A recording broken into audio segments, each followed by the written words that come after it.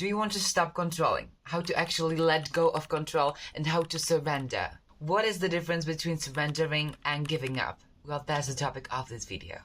Hey, my name is Sophie, and on this channel, Aligned and Magnetic, we talk all about self-growth, manifestation, inner work, and feminine energy.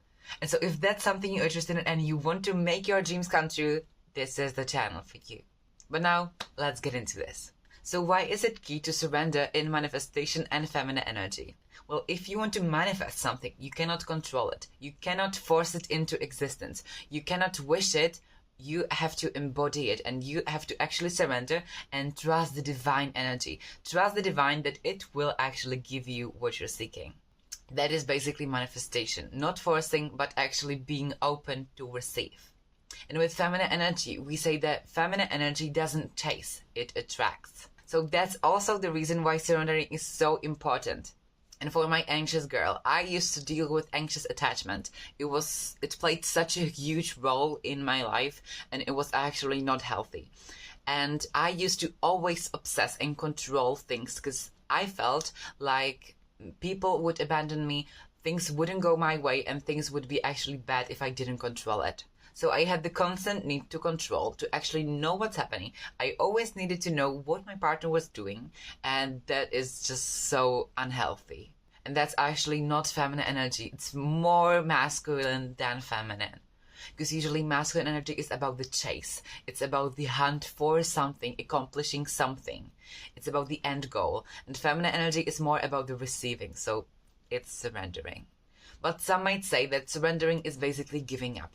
With that, I do not agree. I think that surrendering is basically trusting that whatever your heart desires, it will come true. That's with the manifestation. But giving up is literally like, okay, I don't need it and I'm done. It's resignating. But that's not surrendering. Surrendering is just letting go of the outcome. It's letting go of the need for it, but yet knowing that it will come. Also, there's this divine timing. I'm not sure if you know what this is, but basically, let's say that you want to manifest something and it's not showing up in your life. Well, the reason may be that you are manifesting not correctly, that there are some blocks, some limiting beliefs that you have and you need to actually heal them. There are some wounds. Or the other thing could be that it's just not the time for it to come. Okay, so for example, if you'd wanted to manifest a big amount of money, probably if you manifested it, you would lose it because you were not prepared to have this amount of money. So you would spend it all. You would have nothing. But the divine timing is not on your terms. It's basically, yeah, I will give you the thing that you're manifesting, but on my terms, on the divine's terms.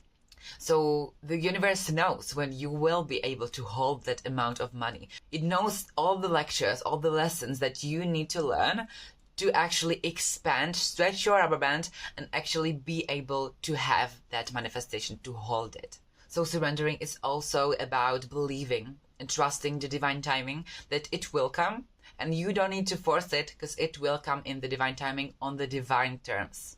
And also trust the divine. So know that the universe knows better.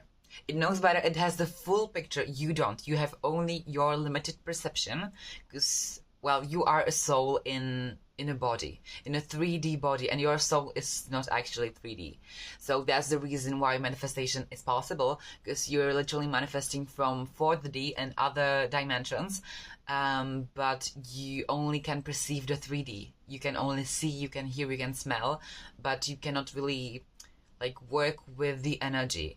And so usually what happens with manifestation is that you want to manifest something and you force it into existence, but it's not actually meant to happen.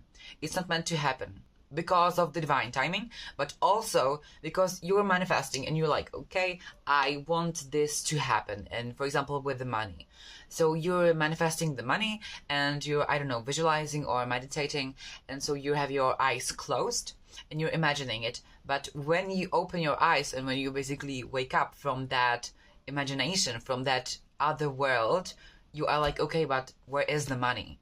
So you're basically in the imagination, you are in your 4D and you are believing that you are in another dimension, another world. But when you come back, for it to manifest, you need to believe in that world. You need to embody the version of you that was still in that imagination, but not the you that has awoken in this reality, in your 3D.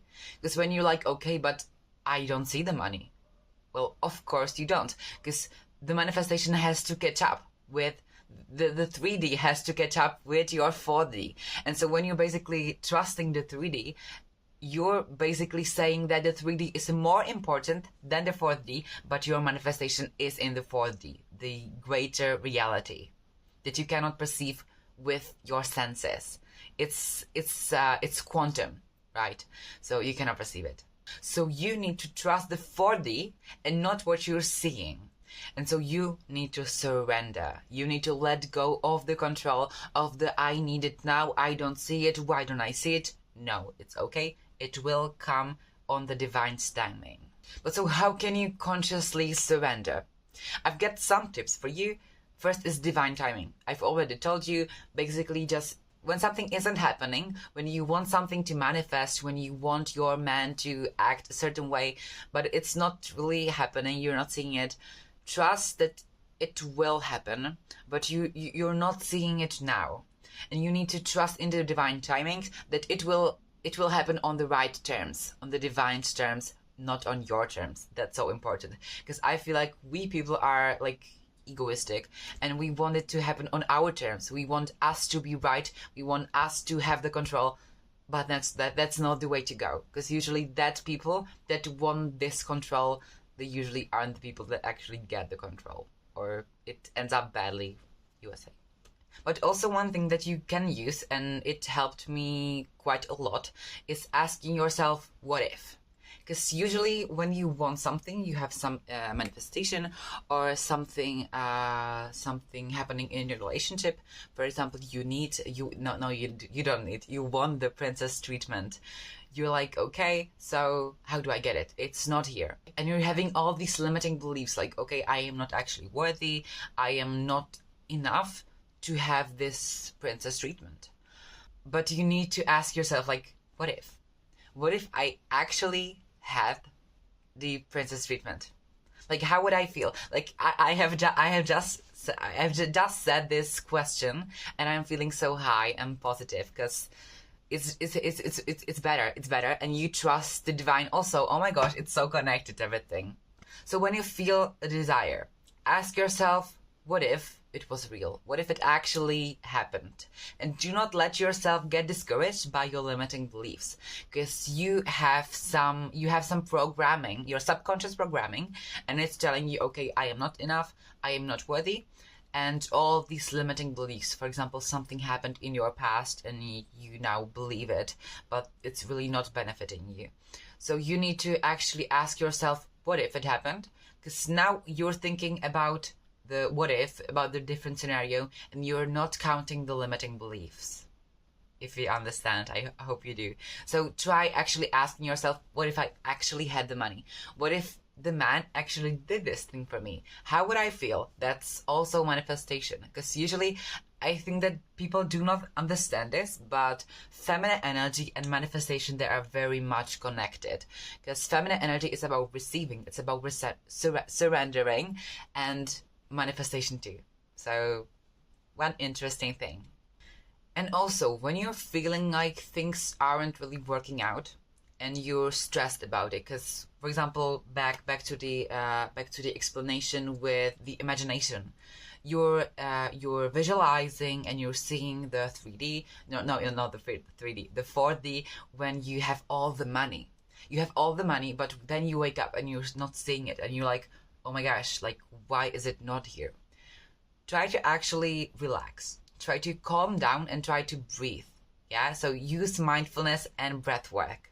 Because it will calm you down, it will calm your nervous system down, and you will actually not like start to lose your limiting beliefs, but they will be not so active, and you will stop seeking it in the 3D.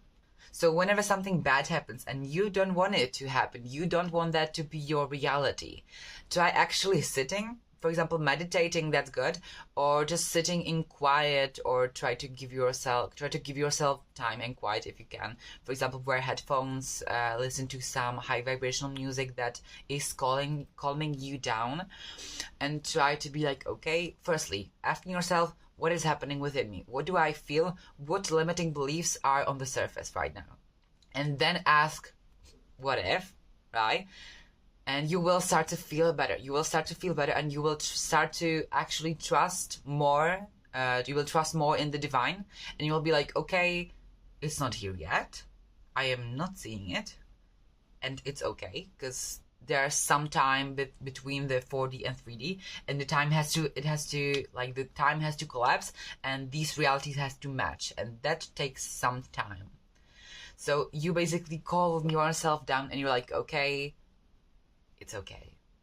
And if you have the time, try actually using guided meditation on YouTube. Basically, it could be really anything.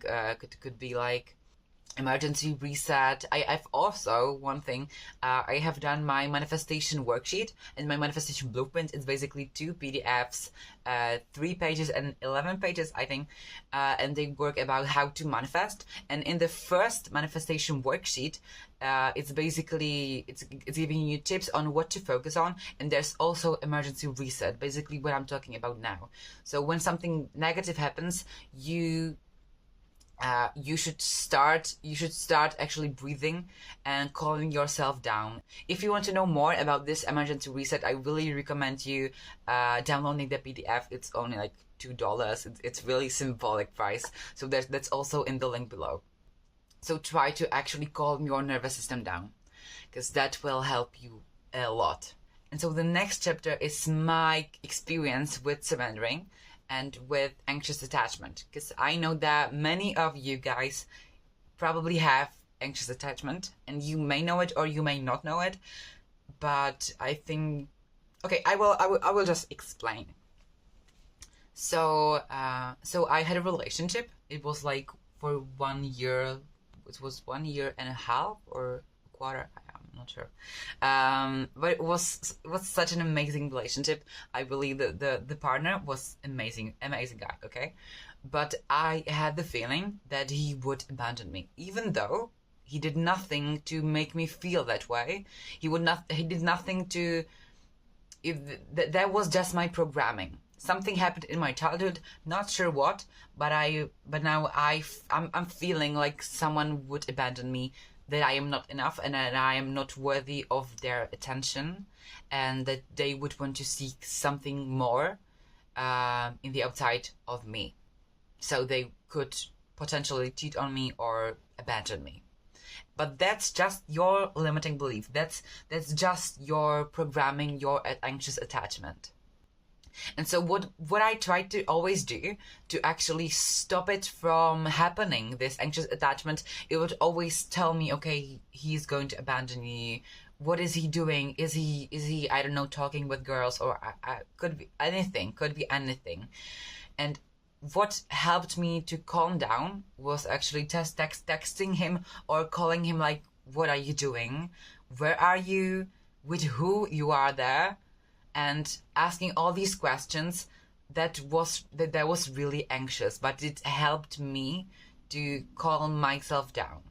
And it's okay if it works for your relationship, but I think that this dynamic is not really good for any relationship. It could be really like a specific relationship it worked, but it didn't work for me. And so what I had to do is to actually be like, okay, I am feeling like he'd want to abandon me. Like, did he ever did something to make me feel that way? Like, do I have any evidence that he would want to do it? No. Like, literally, he has never done anything bad, right? And so I would always ask myself, like, why do I feel this way? And is it actually true? Is it the true reality that he would want to abandon me? And the answer was no. So that calmed me down a little. But what also helped me was to actually breathe. As I said, meditation and breath work. Because that really will calm your nervous system down. and it really will help you with your anxious attachment. And what also helped me was working on my self-concept, because you've noticed that anxious attachment is a lot. It's about not having a strong self-concept, not having a strong self-esteem, and being like anxious and thinking that you're not enough, you're not worthy, and everyone other around you, they are better than you, which is not true. That's just your limiting belief. That's just your illusion. So what helped me to actually was to actually find something good on me, find some good of my attributes that I felt like not everyone has. For example, I know that I am very kind. I know that when someone has a problem, I am really there to help them. I am there to listen to them, and not everyone is that way. Yeah, and so when you understand that you have some good qualities and people would actually like that being with you, being in your presence is actually not bad, it's good, then your self-esteem, your self-concept will get better, and your anxious attachment will also get better, because you will be like, of course, okay, I feel like he would want to abandon me, or it could be not, I am talking about he, but that's just my experience, could be she in your experience. But when I thought like, okay, he'd want to abandon me, I would be like, okay, I'm feeling it. I don't think it's true, but I am amazing, right? I am kind. I like to help people. And I would list all these good qualities that could feel corny, but I think it's really important for your self-esteem to actually know who you are, to know your qualities, and know the reasons why you are a good person. So that helped me to calm down and to surrender. Because then I would be like, okay, I want to call him. I want to know where he is, why he's there, with who he's there, what is he doing. But I would be like, okay, I need to calm down. It's okay, nothing bad is happening. And I wouldn't actually call him. Sometimes I would, but this is just a work in progress, all right? It's a journey. You cannot really force yourself to be like, I need to be better, because you won't be better at the moment when you start working on yourself. It's a journey, and it took really, like, basically I was really badly anxiously attached at the beginning of this relationship, but at the end I really was very much healthier, I would say. So yeah, that's my experience with surrendering. So that's it for this video. I hope you loved it, because I did. I love talking about my experiences, about self-growth.